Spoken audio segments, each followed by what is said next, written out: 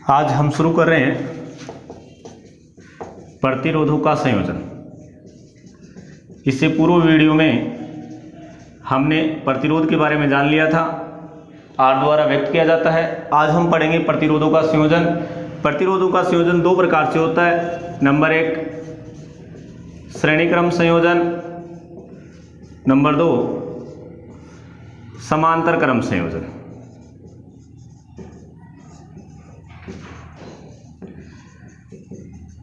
आज के वीडियो में हम सिर्फ श्रेणी क्रम संयोजन के बारे में जानेंगे। तो मैं शुरू कर रहा हूं यहां से श्रेणी क्रम संयोजन।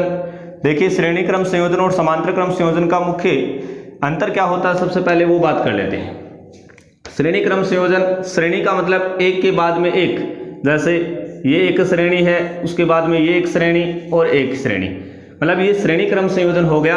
तीन प्रतिरोध, ये R1 मान लें, ये R2 मान लें, ये R3 मान लें। प्रतिरोध को R द्वारा व्यक्त करते हैं तो तीनों एक दूसरे के श्रेणी क्रम में आ गए, एक दूसरे के एक के बाद में आ गया। समांतर क्रम संयोजन का मतलब क्या होता है, समांतर। समांतर का मतलब एक दूसरे के आमने सामने। जैसे इसी प्रतिरोधों को मैं समांतर क्रम में यहाँ रख के दिखाता हूँ कैसे रखे जाएंगे। ये समांतर क्रम संयोजन में इस प्रकार रखे जाते हैं। जैसे ये मान लीजिए R1, ये प्रतिरोध R2 और ये यहाँ से ले लेते हैं प्रतिरोध R3। ये तीनों की बात की जाए तो ये तीनों प्रतिरोध जुड़े हुए हैं, तीनों प्रतिरोध जुड़े हुए हैं समांतर क्रम में एक दूसरे के आमने सामने। इसका मतलब ये समांतर क्रम हो गया। ये श्रेणी क्रम, एक के बाद में एक। अपने यहाँ पढ़ेंगे आज ओनली श्रेणी क्रम। तो मैं तीन प्रतिरोध से रखकर श्रेणी क्रम संयोजन का सूत्र भी उत्पन्न करने का तरीका बताने जा रहा हूँ, ध्यान से देखना। सबसे पहले हम श्रेणी क्रम में तीन प्रतिरोधों को रखते हैं, R1, R2, R3। संयोजन को पूरा करते हैं। चूंकि श्रेणी क्रम संयोजन में हमने बात की थी विभवांतर और धारा की। विभवांतर का मान वोल्टमीटर द्वारा मापा जाता है और वोल्टमीटर हमेशा प्रतिरोध के समांतर क्रम में लगाया जाता है। चूंकि यहाँ अलग अलग प्रतिरोध के लिए विभवांतर अलग अलग होता है तो हमने यहाँ विभवांतर 3 ले लिए। देखिए, अलग अलग प्रतिरोध के लिए अलग अलग विभवांतर लेंगे तो R1 प्रतिरोध के लिए विभवांतर V1 हो जाएगा, R2 के लिए V2 और R3 के लिए विभवांतर हो जाएगा यहाँ से V3। अपन बात कर लेते हैं यहाँ से विभवांतर। अगर अपन पूरा परिपथ बनाए तो धारा का मान एम्पियर द्वारा मापा जाता है, एमीटर द्वारा, और एमीटर हमेशा प्रतिरोध के श्रेणी क्रम में लगाया जाता है। ये देखिए प्रतिरोध के श्रेणी क्रम में, जबकि विभवांतर हमेशा समांतर क्रम में लगाया जाता है। तो देखो समांतर क्रम में लगा हुआ है। बात कर ले यहाँ, इससे धारा से जोड़ दें, ये प्लस और ये माइनस।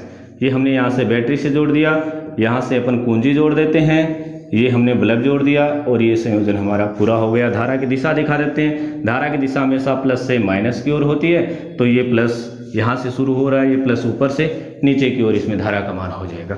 यहाँ से बात करते हैं अपन सबसे पहले श्रेणी क्रम संयोजन। तो श्रेणी क्रम संयोजन में प्रतिरोध क्या होते हैं, प्रतिरोध एक के बाद में जुड़े होते हैं, जिसमें पहले प्रतिरोध का दूसरा सिरा, ध्यान से देखना, ये प्रथम सिरा, ये पहले प्रतिरोध है R1, इसका ये प्रथम सिरा, ये दूसरा सिरा।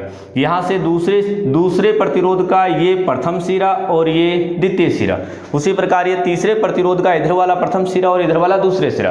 तो श्रेणी क्रम संयोजन किसे कहते हैं, ऐसा प्रतिरोधों का ऐसा संयोजन जिसमें प्रथम प्रतिरोध का दूसरा सिरा दूसरे प्रतिरोध के प्रथम सिरे से तथा दूसरे प्रतिरोध का दूसरा सिरा तीसरे प्रतिरोध के प्रथम सिरे से जुड़ा हुआ होता है। इस प्रकार के संयोजन को श्रेणी क्रम संयोजन कहा जाता है। मैं दोबारा रिपीट करके बोल रहा हूं, ध्यान से सुनना। प्रथम प्रतिरोध का दूसरा सिरा दूसरे प्रतिरोध के प्रथम सिरे से तथा दूसरे प्रतिरोध का दूसरा सिरा तीसरे प्रतिरोध के प्रथम सिरे से जुड़ा हुआ होता है। इस प्रकार के संयोजन को श्रेणी क्रम संयोजन कहा जाता है। श्रेणी क्रम संयोजन में विभवांतर का मान अलग अलग लेते हैं। यह विभवांतर का मान तुल्य विभवांतर के हमेशा बराबर होता है। मतलब तीनों विभवांतर का मान जोड़े तो अकेले V के बराबर आना चाहिए, क्योंकि विभवांतर एक ही पाया जाता है। बात करता हूं मैं श्रेणी क्रम संयोजन का, तो बात करते हैं यहाँ से ओम के नियम से। देखिए ओम का नियम क्या है, ओम का नियम होता है V बराबर RI। इसी समीकरण नंबर अपन दे देते हैं 1।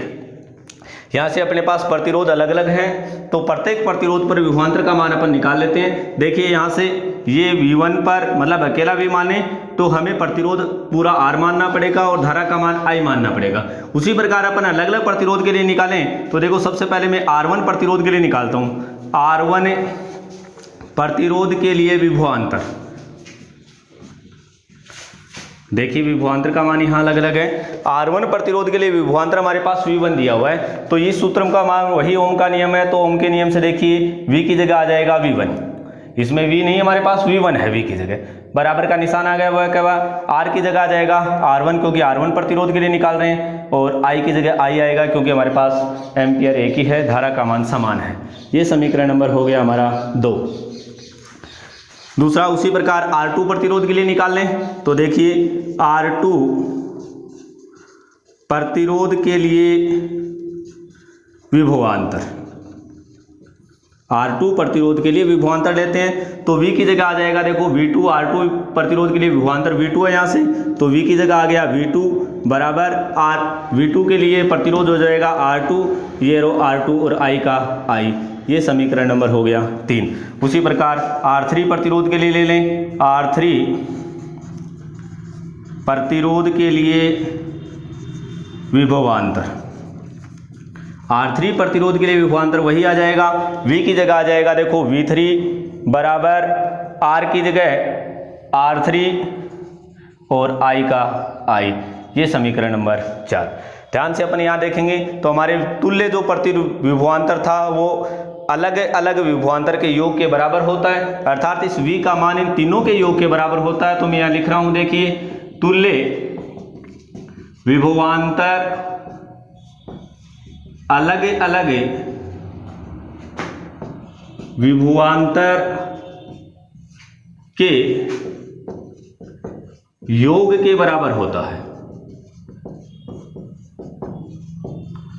देखिए यहां से ध्यान से तुल्य विभवांतर है, ये रहा V, ये तुल्य विभवांतर अलग अलग विभवांतर यहाँ दे रखा है, इसके योग के बराबर होगा, अर्थात V हो जाएगा, V बराबर हो जाएगा V1 plus V2 plus V3, अर्थात अलग अलग विभवांतर का योग है वो तुल्य विभवांतर के क्या होता है बराबर। इसे समीकरण नंबर यहाँ तक हमने दिया था 4, तो इसे दे देते हैं अपन यहाँ समीकरण नंबर 5। यहाँ से देखिए समीकरण 5 में समीकरण 1, 2, 3, 4 से मान रखने पर हमारे पास 5 समीकरण यहाँ पर हैं। देखिए 1, 2, 3, 4 और 1, 5। इस 5 नंबर समीकरण में हम समीकरण 1, 2, 3, 4 का मान रख देते हैं। देखिए यहाँ V आपके पास है, समीकरण नंबर 5 में ही अपने को मान रखना है, तो समीकरण 5 यही है। यहाँ से V का मान देखो ये रहा, V बराबर RI, अर्थात मैं इस V की जगह लिख सकता हूँ RI, क्योंकि V बराबर RI है तो V की जगह आ गया RI, यहाँ से बराबर का निशान आ गया। नेक्स्ट V1,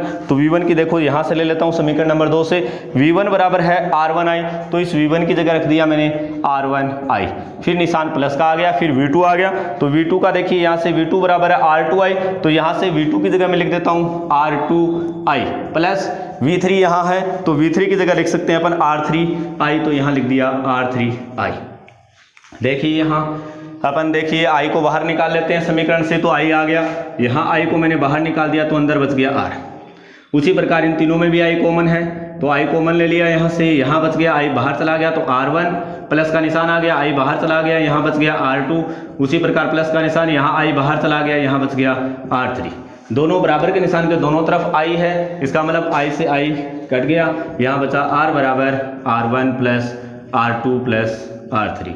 यही श्रेणी क्रम संयोजन का तुल्य प्रतिरोध प्राप्त होता है, R बराबर R1 plus R2 plus R3, अर्थात क्या प्राप्त हुआ, अलग अलग प्रतिरोधों,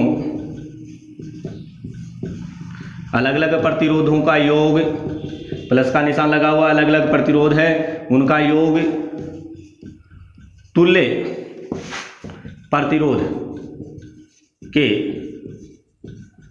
बराबर होता है। ये हमारा श्रेणी क्रम संयोजन का तुल्य प्रतिरोध प्राप्त हो गया। इसी सूत्र से अपन इन समीकरणों को हल कर सकते हैं। किसी भी उदाहरण को ले तो हमारे पास तुल्य प्रतिरोध R बराबर R1 plus R2 plus R3 रखकर ही अपन समीकरणों को हल करेंगे। एक और कि परीक्षा में कितनी का साफ वो बता दो क्या कि कुछ बच्चों को पता नहीं है कि इन डेरिवेशन के हिसाब से क्वेश्चन किस प्रकार आती है। क्वेश्चन अलग अलग प्रतिरोध के तुल्य प्रवृत्ति तब बता दे तो उदाहरण बता रहा हूँ ना, पहले बताइए डेरिवेशन को क्वेश्चन बता रहे हो इस डेरिवेशन पर क्या। हाँ, ये डेरिवेशन को क्वेश्चन यानी कि हमारा आंसर को आओगे जहाँ अलग अलग प्रतिरोधों का योग तुल्य प्रतिरोध के बराबर होता है, सिद्ध कीजिए। इस प्रकार के क्वेश्चन इस प्रकार का आंसर रहेगा। आ जाओ। जैसे हमारे पास से प्राप्त हो गया तुल्य प्रतिरोध R बराबर R1 प्लस R2 R3, अपन ये डेरिवेशन जो हमारे पास प्राप्त हुई है इसमें बोर्ड की परीक्षा के पैटर्न के हिसाब से किस प्रकार क्वेश्चन हमें पुटअप करना है, तो अपन एक उदाहरण लेकर इसको समझ सकते हैं कि किस प्रकार R बराबर R1 प्लस R2 अपन तीनों को जोड़ेंगे तो हमारे पास तुल्य प्रतिरोध R प्राप्त हो जाएगा। देखो अपन एक उदाहरण ले रहे हैं, यहाँ से उदाहरण को ध्यान से देखना, मैं एक उदाहरण लिख रहा हूँ। देखिए सबसे पहले मैं एक उदाहरण लेता हूँ, यहाँ से डेरिवेशन नहीं मिटाऊंगा, लास्ट वाली जो हमारे पास प्राप्त हुई वही डेरिवेशन यहाँ रख रहा हूँ। देखना हमारे पास ये डेरिवेशन लास्ट में प्राप्त हुई जो तुल्य प्रतिरोध का समीकरण होता है। ध्यान से सुनना, उदाहरण ले रहा हूँ मैं एक उदाहरण। देखिए हमारे पास 3 प्रतिरोध हैं, किसी संयोजन में 3 प्रतिरोध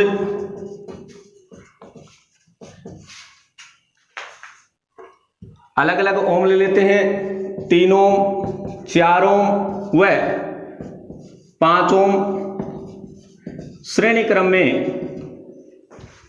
जुड़े हुए हैं।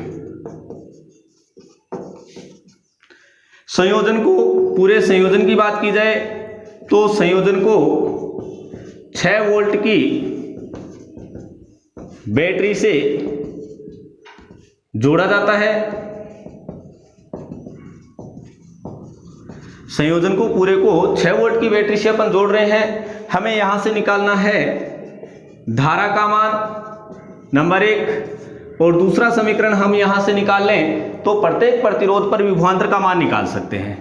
प्रत्येक प्रतिरोध पर विभवांतर, देखिए ध्यान से, सबसे पहले हमें डेरिवेशन को हल करने के लिए हमारे पास जो प्राप्त हुआ उसको इसी उदाहरण द्वारा मैं समझा के बता रहा हूं कि कैसे इसको सवालों को हल किया जाता है बोर्ड में। इस प्रकार का अगर आपके पास प्रश्न आ जाए तो आपके पास तुल्य प्रतिरोध भी निकल जाएगा, धारा का मान भी निकल जाएगा, और प्रत्येक अलग अलग जो प्रतिरोध लिया हमने उस अलग अलग प्रतिरोध पर विभवांतर भी निकलकर सामने आ जाएगा। ध्यान से देखना, सवाल को दोबारा पढ़िए। किसी संयोजन में 3 प्रतिरोध R1 R2 और R1 का मान यहाँ 3 ओम है, R2 का मान 4 ओम है और R3 का मान 5 ओम है। जब अलग अलग प्रतिरोध लें तो पहले प्रतिरोध को आप R1 मान सकते हो, दूसरे को R2 और तीसरे को R3 माना जा सकता है। तो समीकरण को यहाँ लिखना सबसे पहले।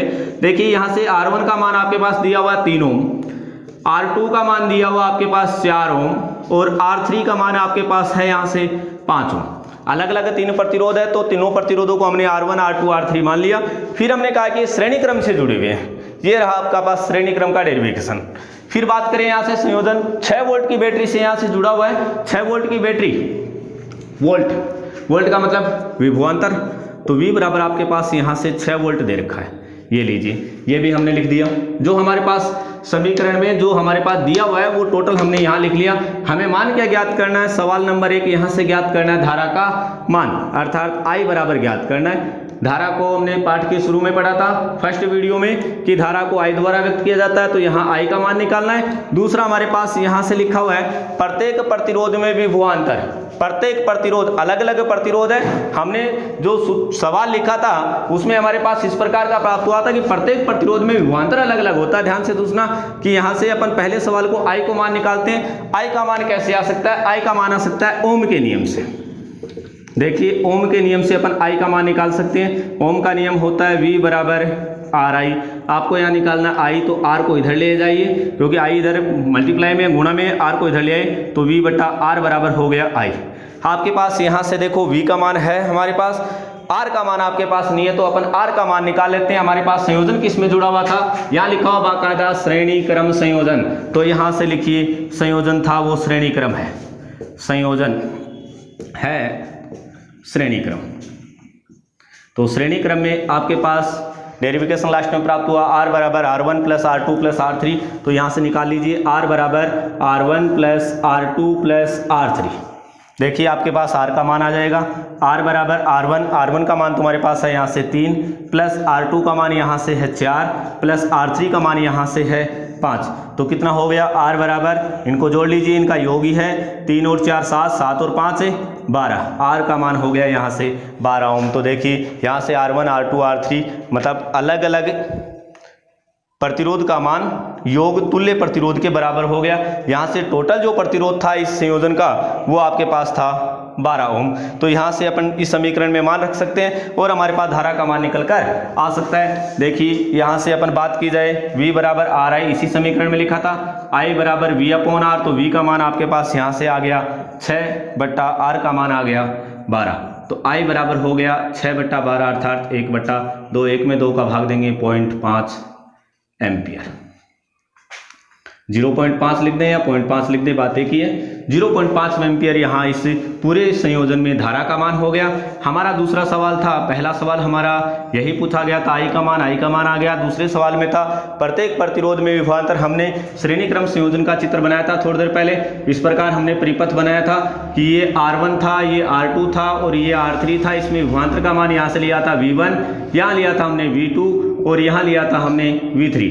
अर्थात हमारे पास प्रत्येक प्रतिरोध में विभवांतर अलग अलग था और हमारे पास प्रत्येक प्रतिरोध पर विभवांतर का मान ज्ञात करना। अर्थात यहाँ से अपन V1 का मान ज्ञात कर सकते हैं। देखिए V1 का मान ज्ञात करें तो यह हमारे पास आ गया R1I। बात करें समीकरण व डेरिवेशन की तो हमने निकाला था, तो हमने V1 के लिए लिखा था V बराबर RI, ओम का नियम है। ये देखिए V बराबर RI, लेकिन हमारे पास विभवांतर V1 के लिए लेना है ओनली, तो यहाँ से आ गया V1 और R के लिए आ जाएगा R1। I का मान यहाँ धारा का मान समान था तो समान रख देंगे। इस समीकरण में मान रख दें तो V1 बराबर होगा R1 तुम्हारे पास है यहाँ से 3 गुणा I का मान आ गया 0.5 को गुणा करेंगे तो 1.5 V का मान वोल्ट में। तो प्रथम विभवांतर का मान आ गया आपके पास 1.5 वोल्ट। अर्थात R1 जो प्रतिरोध था, R1 प्रतिरोध पर विभवांतर का मान आ गया 1.5 वोल्ट। उसी प्रकार दूसरे की बात की जाए, विभवांतर V2 के लिए ले लें। विभवांतर V2 के लिए सूत्र हो जाएगा, V2 लें तो यहाँ R की जगह आ जाएगा R2 और I का I। V2 की बात की जाए तो R2 का मान हमारे पास यहाँ रहा 4 मल्टीप्लाई 0.5। I का मान फिक्स है हमारे पास, I का मान यहाँ से निकल कर यहाँ से ले लेंगे तो ये हो जाएगा 2.0 वोल्ट। उसी प्रकार तीसरे विभवांतर के लिए लें तो V3 बराबर हो जाएगा R3I। उसी प्रकार V3 बराबर R3 का मान ले लें, R3 का यहाँ से आ जाएगा 5 मल्टीप्लाई 0.5, ये I का मान आ गया 0.5, 5 को 5 से गुणा किया 2.5 वोल्ट आपके पास विभवांतर हो गया। इस प्रकार हमने इस समीकरण द्वारा, इस सूत्र द्वारा हमने ये जांच किया कि अलग अलग प्रतिरोध का योग तुल्य प्रतिरोध के बराबर होता है। यहाँ से सीधा आ गया। दूसरा, यहाँ से अपन धारा का मान निकाल सकते हैं और यहाँ से अलग अलग विभवांतर पर अपन अलग अलग प्रतिरोध पर विभवांतर का मान भी